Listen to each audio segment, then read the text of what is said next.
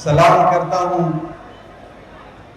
रांची ही नहीं बल्कि पूरे झारखंड के अलग अलग हिस्से से आए हुए तमाम जिंदा दिल साथियों को, जिन्होंने इस बारिश में भी हजारों की तादाद में इकट्ठा होकर के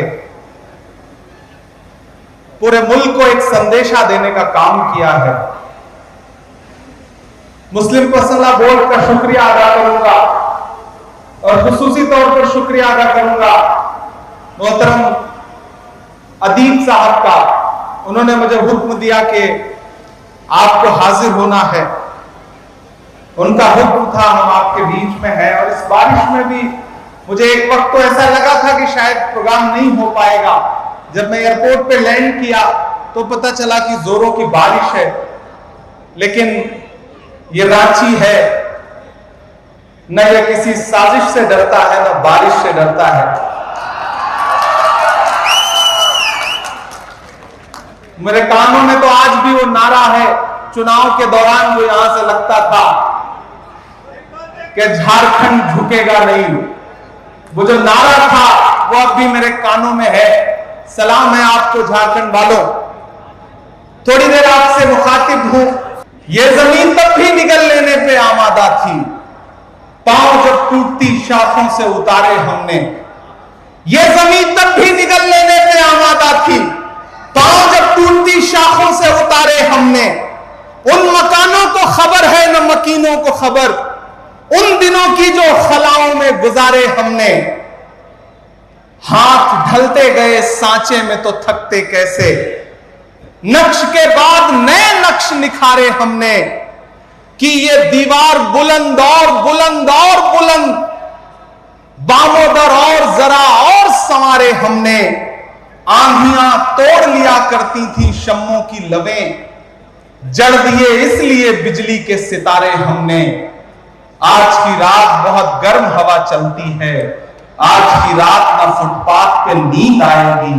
सब उठें, तुम भी उठो, तुम भी उठो, तुम भी उठो, कोई खिड़की इसी दीवार में खुल जाएगी। एक बिल आया देश की पार्लियामेंट में, और सिर्फ आया ही नहीं, चूंकि ताकत उनके पास थी, संख्या बल उनके पास था, वो बिल पास भी हुआ। वो बिल और उस बिल का मकसद है कि हमारे पुरखों ने जो जमीनें दान की हैं, उन जमीनों को लूट करके नरेंद्र मोदी जी अपने धन्ना सेठ दोस्तों को बेचना चाहते हैं। उस बिल का मकसद यह है, उस बिल का मकसद यह है कि आपकी इबादतगाहें, आपकी खानकाहें, आपकी दरगाहें महफूज न रह जाएं, आप उसी में उलझे रहें। आपने जो अपना जहन पढ़ाई की तरफ लगा दिया है, आप आईएएस बन रहे हैं, आईपीएस बन रहे हैं, इंजीनियर बन रहे हैं, वकील बन रहे हैं, डॉक्टर बन रहे हैं, तो एक सिस्टम है जो चाहता है कि आपका जहन उससे हटे और आप अपना सारा जहन इधर लगा दें, ताकि आप उस सिस्टम का हिस्सा ना बन सकें। इस सोच के साथ एक बिल लाया गया।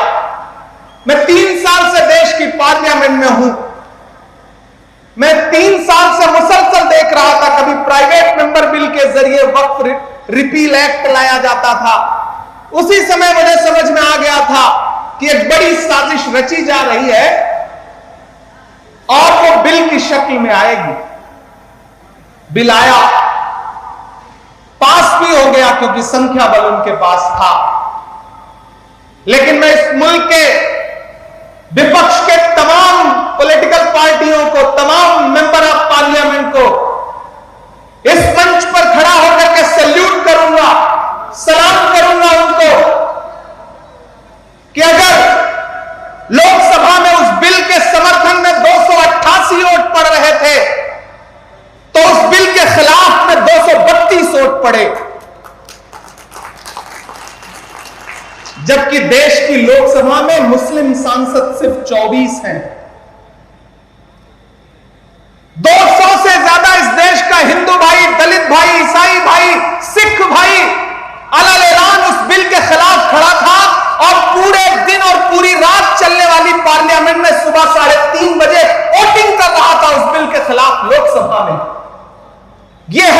मुल्क की खूबसूरती, यह है इस मुल्क की गंगा जमुनी तहजीब। मुझे आज भी याद है, हमारे पंजाब का हमारा एक साथी है, मेंबर ऑफ पार्लियामेंट है, राजा वड़िंग। उसका भाषण सुनना, सरदार है वो, उसने कितनी असरदार बात कही है।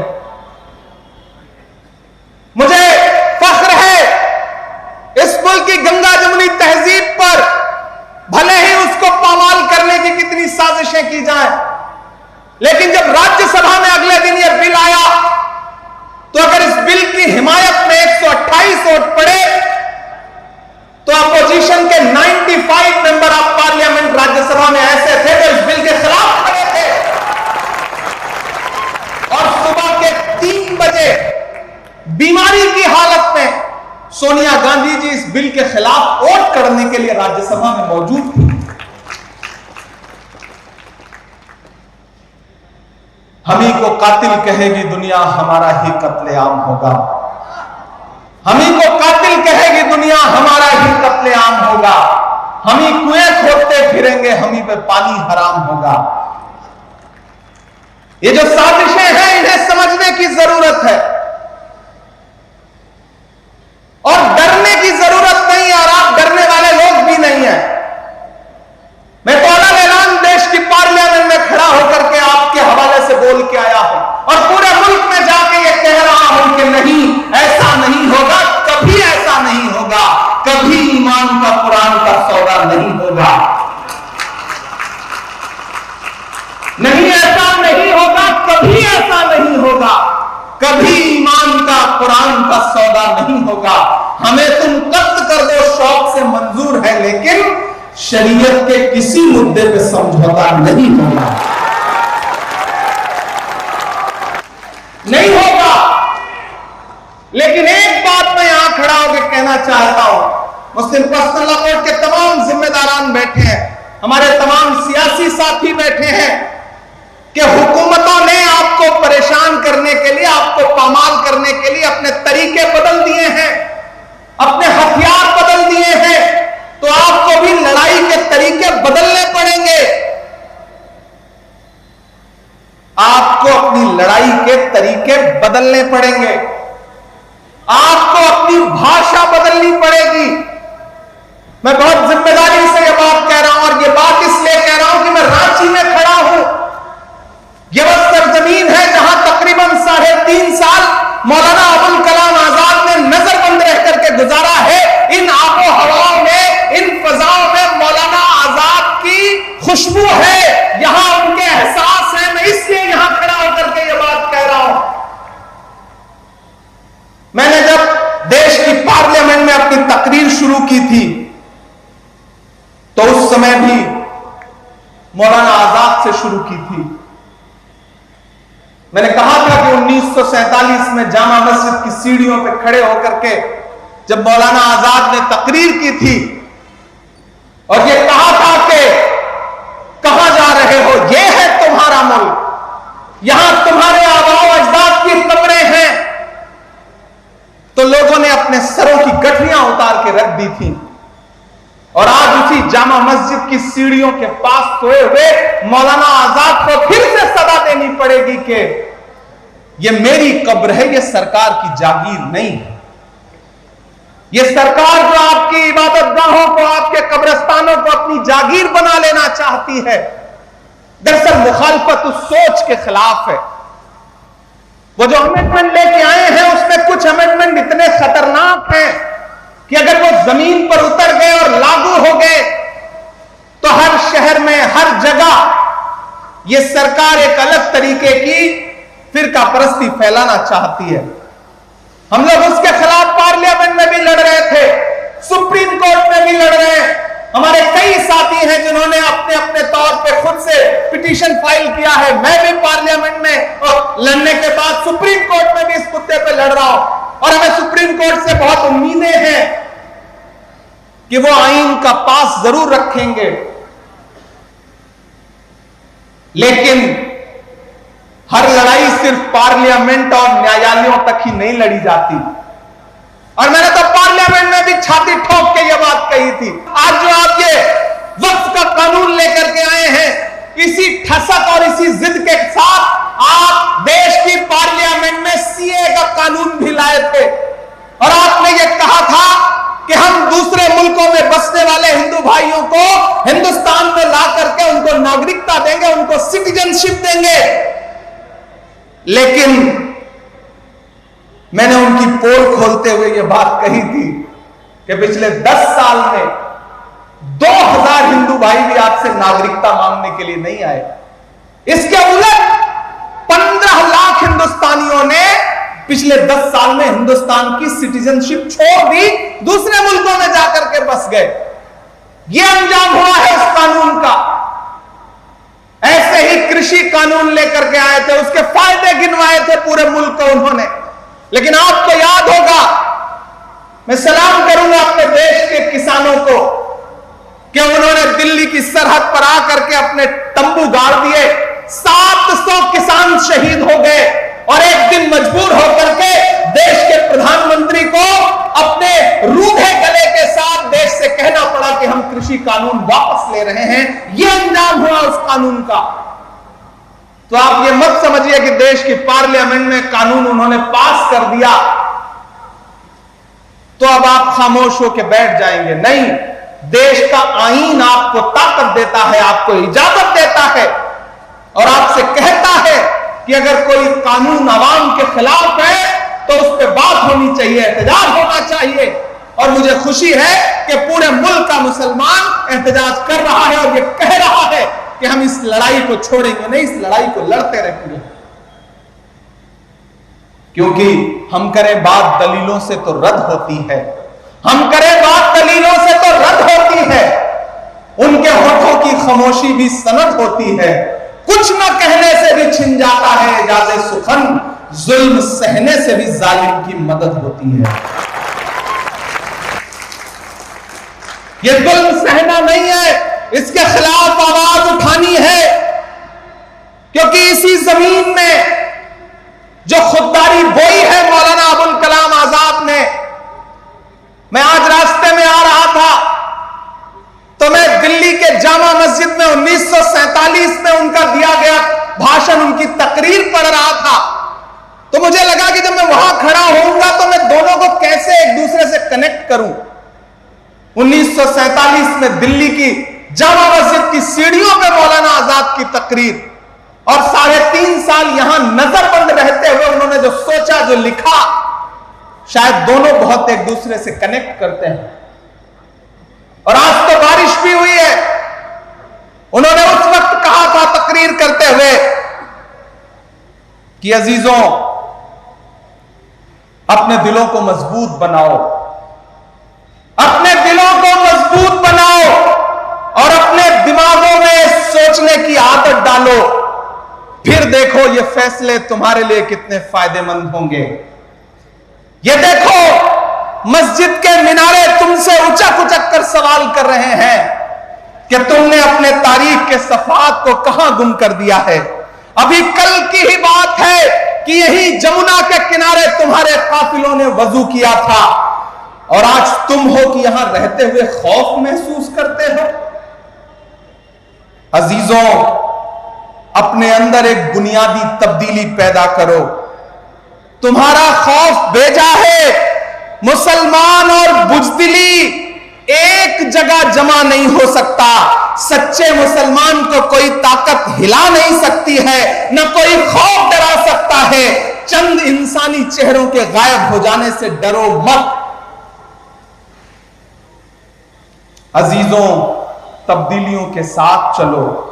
यह ना कहो कि इसके लिए तैयार नहीं थे, बल्कि तैयार हो जाओ। सितारे टूट गए हैं लेकिन सूरज तो चमक रहा है, उससे किरण मांग लो और उन अंधेरी राहों में बिछा दो जहां उजालों की सख्त जरूरत है।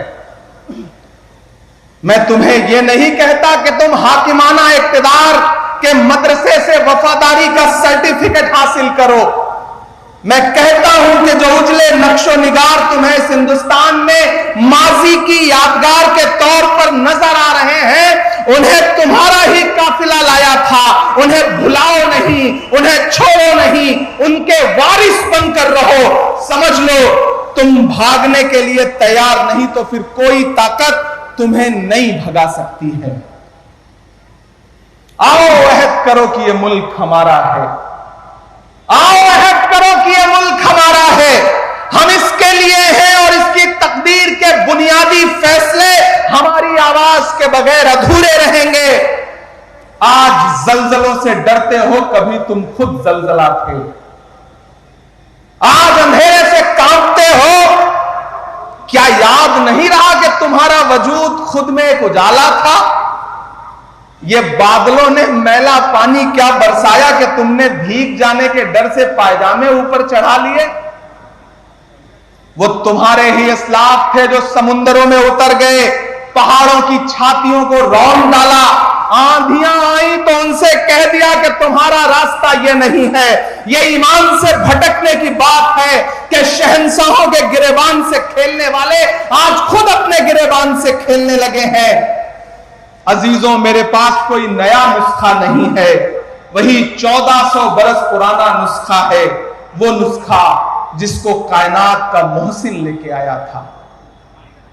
ये वो तकरीर है जो 1947 में जामा मस्जिद की सीढ़ियों पे खड़े होकर मौलाना आजाद ने दी थी। मैं रांची में खड़ा था तो मुझे लगा कि इसे दोहराना जरूरी है। आप डरिए मत। एक लड़ाई पार्लियामेंट में, एक लड़ाई अदालत में, तो एक लड़ाई जमीन पर। आपकी इबादतगाहों के खिलाफ, आपकी दर्सगाहों के खिलाफ, आपके कब्रिस्तानों के खिलाफ कोई हाथ बढ़ता है तो आगे बढ़कर के उस पंजे से पंजा लड़ाओ और कहो कि हम इसके मुहाफिज हैं, हम अपने पुरखों की, अपने अजदाद की दान की हुई जमीनें, वक्त की हुई जमीनें लूटने नहीं देंगे। हुकूमत कह रही है कि वो पसमानदा के हुकूक के लिए इस वक्त में अलग से प्राविधान करेगी। मैंने तो पार्लियामेंट में भी कहा था कि बुनकरों के उद्योग को बर्बाद करने वाली ये सरकार, चाहे वो मालेगांव हो, चाहे भिवंडी हो, चाहे इचलकरंजी हो, चाहे बनारस हो, चाहे मऊ हो, चाहे मुबारकपुर हो, चाहे रांची हो, पूरे मुल्क में जो बुनकरों के हाथ में कारोबार था कि अपने हाथों के हुनर से वो लोगों के जिस्मों के लिए लिबास बनाते थे, उस पूरे रोजगार को बर्बाद कर दिया गया। मैं तो नरेंद्र मोदी जी से कहना चाहता हूं कि ये बुनकर जो है ये भी तो पसमानदा समाज से आते हैं। अगर आप पसमानदा समाज की भलाई चाहते हैं तो जो इनकी सब्सिडी थी उसको बहाल करिए। आप कहते हैं कि आप मुस्लिम बहनों के हुकूक के लिए कानून लेकर के आए हैं और वक्त में आप मुस्लिम बहनों को हिस्सा देंगे। नरेंद्र मोदी जी, हमें गुजरात की बेटी बिल्किस याद है, जब आप दिल्ली के लाल किले पर खड़े होकर के 15 अगस्त को इस देश में महिला सशक्तिकरण पे भाषण दे रहे थे तो उसके महज 2.5 घंटे के बाद आपके गृह राज्य गुजरात में न सिर्फ बिल्किस के बलात्कारी रिहा किए जा रहे थे बल्कि उनको आपकी पार्टी के नेता मालाएं पहना के उनका इस्तकबाल कर रहे थे। और आप बात करते हैं मुस्लिम बहनों के हुकूक की। यह कहानी किसी और को सुनाइएगा नरेंद्र मोदी साहब। हम समझते हैं इस खेल को, हमारी नई नस्लें समझती हैं इस खेल को। यह लड़ाई जारी रहनी चाहिए। रांची वालों, एक बात याद रखना कि जब वक्त पे कोई लड़ाई लड़ी जाती है तो जीत उसमें यकीनन हमारी होती है। वक्त की अहमियत को समझना पड़ेगा। जो अखबार सुबह 5 रुपए का एक बिकता है, शाम होते होते वही 5 रुपए का 1 किलो मिलता है। वक्त की अहमियत को समझना पड़ेगा। खामोश मत होइएगा, डरिएगा मत, क्योंकि जब तक शेर अपनी कहानियां खुद लिखना नहीं सीखेंगे तब तक अपनी कहानियों में शिकारी खुद को महान बताते रहेंगे। हर प्लेटफॉर्म पे आवाज उठाइए, आवाजें बुलंद बोलिए। इस देश के सिख भाई, इस देश के आदिवासी भाई, इस देश के दलित भाई, इस देश के पिछड़े और इस देश के अमन पसंद फॉरवर्ड क्लास के लोग भी आपके साथ हैं। वो इस लड़ाई में आपकी बाट जोड़ रहे हैं और आपका साथ देने के लिए तैयार है।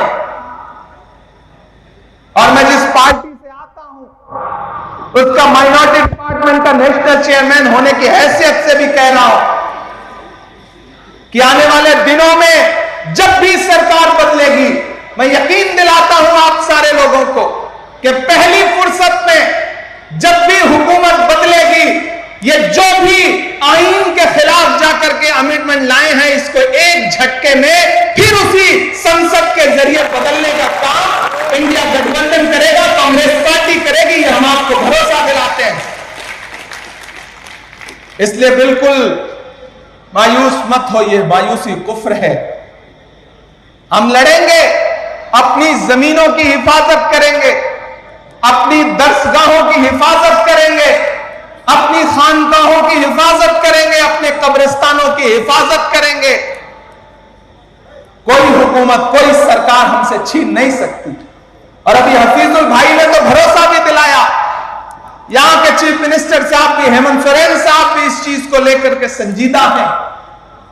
तो कम से कम कर्नाटक हो, तेलंगाना हो, झारखंड हो, ऐसे कई सूबे हैं जहां भाजपा की नफरत वाली सोच के बरक्स एक नई सेकुलर सोच खड़ी है, जो उनके किसी भी कानून के खिलाफ, जो कानून अवाम के हक में नहीं है, उसको अपने यहां इंप्लीमेंट नहीं होने देगी। हम आपको भरोसा दिलाते हैं।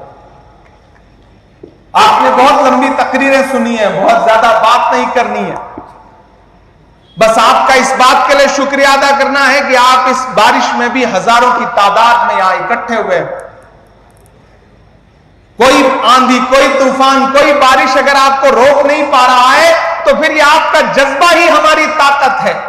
ये जो हमारे मुस्लिम पर्सनल लॉ बोर्ड के जो तमाम बुजुर्ग बैठे हैं, ये आपके हौसले की बुनियाद पर लड़ रहे हैं। इन्होंने अपनी उम्र जी ली है, लेकिन ये अपने आने वाले मुस्तकबिल के लिए लड़ रहे हैं, अपने नए नस्ल के बच्चों के लिए लड़ रहे हैं।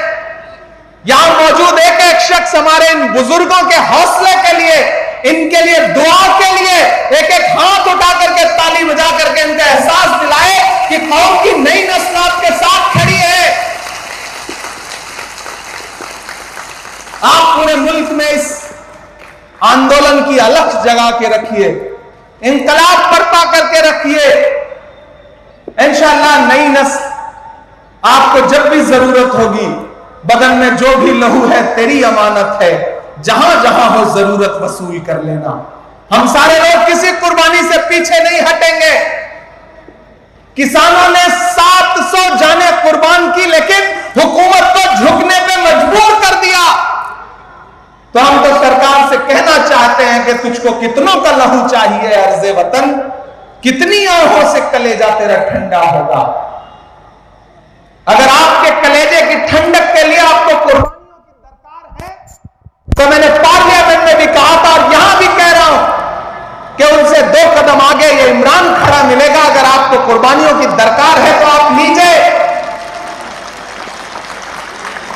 और हमने अभी दिखाया, समाज ने दिखाया कि जब पड़ोस के मुल्क ने हमारे मुल्क में दहशतगर्दी फैलाई, तो बंगाल के झंटू अली शेख ने पहली शहादत दी पहलगाम अटैक के बाद। जब पड़ोसी मुल्क ये सोच रहा था कि हिंदुस्तान में नफरतें फैला करके वो हमारी एकजुटता को तोड़ने का काम करेगा, तो कर्नल सोफिया कुरैशी आगे निकल के आई और उसने पूरी दुनिया को बताया कि ऑपरेशन सिंदूर क्या था। जब पड़ोसी ये सोच रहा था कि हम भारत को कमजोर करने के लिए कौमों में नफरतें फैला देंगे, तो बिहार के छपरा के बीएसएफ के इंस्पेक्टर मोहम्मद इम्तियाज ने कहा कि मैं इस मुल्क के लिए जान कुर्बान करने को तैयार हूं, और उन्होंने इस मुल्क की मिट्टी के लिए अपनी जान कुर्बान कर दी और जवाब दे दिया उनको जिन्होंने कहा था कि पंचर बनाते हैं लोग। याद है वो जुमला, कहा था ना कि पंचर बनाते हैं लोग। लेकिन इस कौम ने बता दिया, इस समाज ने बता दिया कि नहीं साहब, हम सिर्फ पंचर नहीं बनाते हैं। मैंने तो एक शेर कहा उस दौरान की, ये किसने कह दिया तुमसे कि बस पंचर बनाते हैं? ये किसने कह दिया तुमसे कि बस पंचर बनाते हैं? वतन पे हंस के जो कट जाएं ऐसे सर बनाते हैं। वो चाहे ब्रिगेडियर उस्मान हो या वीर अब्दुल हमीद हो, जब भी आपको जरूरत पड़ी है हम 2 कदम आगे खड़े मिले, तो हम यहां से खड़े होकर इस सरकार से यह कहना भी चाहते हैं कि इतना जुल्म मत करिए। ये बड़े भोले भाले लोग हैं, खुदा ने इनके हाथों में हुनर दिया है, अपने हाथों के हुनर की बुनियाद पर अपने लिए 2 रोटी और रोटी का जुगाड़ करते हैं, मेहनत करते हैं, कमाते हैं। इनको कम से कम सुकून से मस्जिदों में इबादत करने दीजिए, खानकाहों में बैठने दीजिए, दरसगाहों में पढ़ने दीजिए और सुकून से कब्रों में सोने दीजिए। हमारी कब्रों पे बुलडोजर मत चलाइए। हम आपसे ये मुतालिबा करते हैं और हमें डराइए मत। मत समझना डराने से डर जाएंगे, अब के सारी हदों से गुजर जाएंगे। मत समझना डराने से डर जाएंगे, अब के सारी हदों से गुजर जाएंगे। मौत के नाम का खौफ देता है, क्यों? मौत जिस रोज आएगी मर जाएंगे।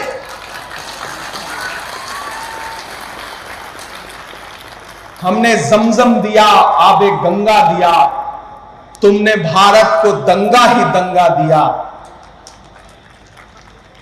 तुमने एक रंग के ख्वाब देखे मगर हमने हिंदुस्तान को तिरंगा दिया। ये तिरंगा बदन पर लपेटे हुए एक दिन इस जमीन में उतर जाएंगे। मत समझना डराने से डर जाएंगे। हुकूमतों को यह बात समझ लेनी चाहिए और वो समझ भी रहे हैं, ऐसा नहीं कि नहीं समझ रहे हैं। ये वक्त अमेंडमेंट एक्ट पास होने के बाद जो मुल्क में कुछ बहुत सरप्राइजिंग हुआ है, कहीं ना कहीं ये इस बात का सबूत है कि वो समझ रहे हैं और चाहते हैं कि आपका जहन इससे हट जाए। लेकिन मैं मुस्लिम पर्सनल लॉ बोर्ड को सलाम करूंगा कि उन्होंने कहा है कि नहीं, हम जहन नहीं हटने देंगे, हम लगातार लोगों को बेदार करते रहेंगे और बेदार कर रहे हैं। मैं मेंबर ऑफ पार्लियामेंट हूं, मुझे आपकी दुआओं ने पार्लियामेंट में पहुंचाया है। मैं आप सबको, अपने बुजुर्गों को भरोसा दिला रहा हूं कि जहां भी जब भी आप सबको जरूरत लगे, यहां हमारे श्रीनगर से मेंबर ऑफ पार्लियामेंट रूल्ला साहब बैठे हैं, मुहिबुल्ला नदवी साहब बैठे हैं, जियाउर रहमान बर्क साहब बैठे हैं, हम सब आपको भरोसा दिलाते हैं कि आपको जब भी जरूरत हो आप आवाज लगाइए। खुदा ने हमें जो भी ताकत दी है उस तमाम ताकत के साथ इस लड़ाई में आपके साथ शाना बशाना खड़े हैं। ये नहीं देखेंगे कि क्या नफा होगा क्या नुकसान होगा, जो होगा होगा। ये लड़ाई बहुत जरूरी है और ये लड़ाई बहुत अहम है। हम इस लड़ाई में आपके साथ खड़े हैं। आपका एक बार फिर से बहुत शुक्रिया। हम इस लड़ाई को जीतेंगे क्योंकि हम हक पर हैं, हम सच्चाई पर हैं। और आप भरोसा करिए कि सच्चाई से बड़ी कोई ताकत नहीं होती है। बीच में आपको याद होगा कि जो छोटी छोटी पॉलिटिकल पार्टियां हैं जो आजकल भाजपा के इशारे पे कुछ भी करने को तैयार हैं, उनके सहयोगी बन के घूम रहे हैं, वो मीडिया में बाइट दे रहे थे कि नहीं नहीं, वक्फ के बिल से कोई नुकसान नहीं होगा, हम मुसलमानों को भरोसा दिला रहे हैं। कौन दिला रहा था? चिराग पासवान दिला रहे थे। कौन दिला रहा था? जयंत चौधरी दिला रहे थे। कौन दिला रहा था? नीतीश कुमार दिला रहे थे। कौन दिला रहा था? अजीत पवार दिला रहे थे। कौन दिला रहा था? चंद्रबाबू नायडू जी दिला रहे थे। तो मैं तो उन सब से कहना चाहता हूं कि कलम से और न सियाही से बात करना है, कलम से और न सियाही से बात करना है, वजीर से न सिपाही से बात करना है। हमारे बीच में दरबारियों को मत भेजो, हमें तो जिल्ले इलाही से बात करना है।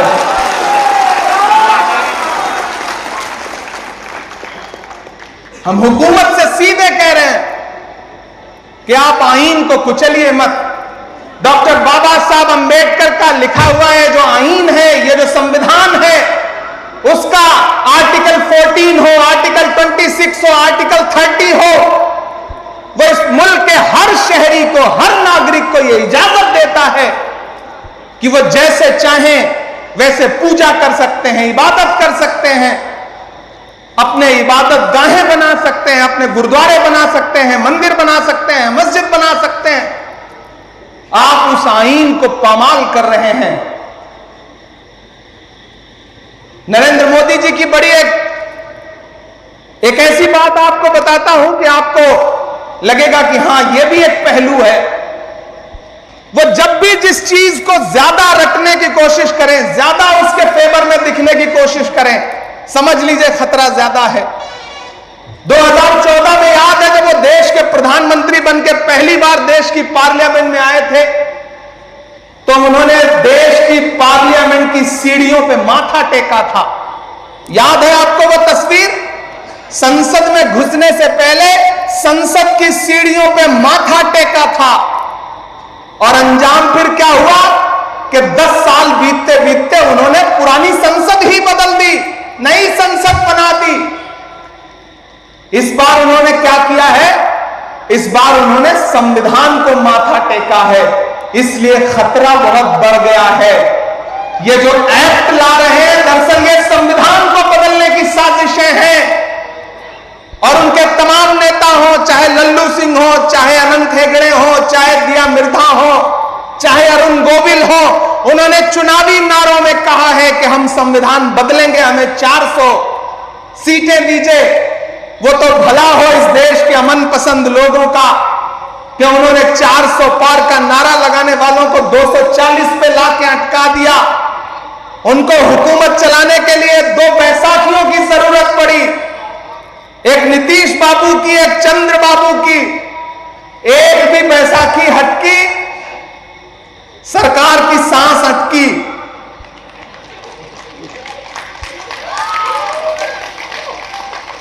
इसलिए जब हुकूमत यह दिखा रही है कि वो बहुत ताकतवर है, वो जो चाहे वो कर सकती है, तो आप ये समझ लीजिए कि हाकिम डरा हुआ है। डरा हुआ इंसान अवाम को ज्यादा डराने की कोशिश करता है, इसलिए डरना नहीं है, बिल्कुल डरना नहीं है। हुकूमत की आंख से आंख मिला के कहना है कि मैं ये नहीं कहता कि मेरा सर न मिलेगा, मैं ये नहीं कहता कि मेरा सर न मिलेगा, लेकिन मेरी आंखों में तुझे डर न मिलेगा। पूरी दुनिया में उथल पुथल मची है, पूरी दुनिया में उथल पुथल मची है। इसलिए अपना किरदार दुरुस्त करो, दुआओं की सदाएं बुलंद करो, हक पर रहो। जो हक पे होगा उस हक के रास्ते में बड़ी ताकत है। जाते जाते एक शेर सुना के जा रहा हूं, आप कनेक्ट कर लेना मैं कहां से कह रहा हूं। नाम नहीं लूंगा कि कहीं दरिया, कहीं कौसार, कहीं झीलें हैं। रांची वालों, कान और दिमाग और दिल तीनों खोल के सुनिएगा और पहुंचाइएगा मैं जहां तक पहुंचाना चाहता हूं कि कहीं दरिया, कहीं कौसार, कहीं झीलें हैं। मैं अभी यहीं बैठा था तो बड़ा जिक्र हुआ, हमारे चिश्ती साहब बोल रहे थे तो उन्होंने जिक्र किया। बैठे बैठे ये मिसरे हुए कि कहीं दरिया, कहीं कौसार, कहीं झीलें हैं। ऐ मेरे रब तेरे होने की ये तफसीलें हैं। कहीं दरिया, कहीं कौसार, कहीं झीलें हैं। ऐ मेरे रब तेरे होने की ये तफसीलें हैं। जालिमों पर जो बरसती हुई देखी हमने, तैयार रहना, जालिमों पर जो बरसती हुई देखी हमने, ये मिसाइल नहीं है, ये तो अबाबीलें हैं। शुक्रिया।